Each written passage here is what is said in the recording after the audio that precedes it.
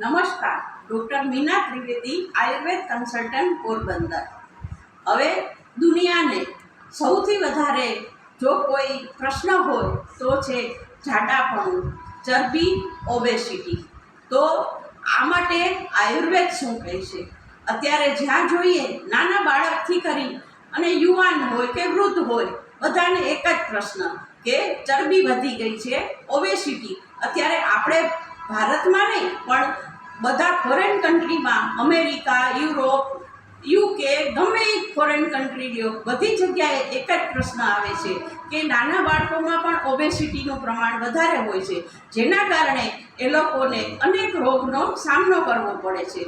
તો આ ચરબી થવાનું કારણ આયુર્વેદમાં શું છે?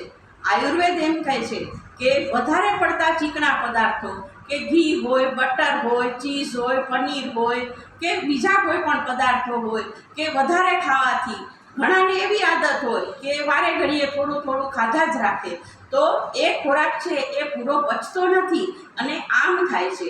આમ થવાથી જે રસની અંદર કે લોહીની અંદર જે ખોરાકનું રૂપાંતર થવું જોઈએ તે થતું નથી અને એ સ્ત્રોતો છે એ બધા પેક થઈ જાય છે અને એના કારણે આપણે ઓબેસિટી થાય છે।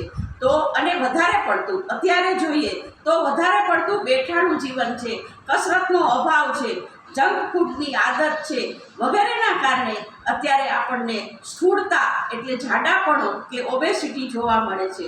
હવે આપણે એના ઉપાય જોઈશું, તો મારા વિડીયોને સબસ્ક્રાઈબ કરો અને લાઈક કરો।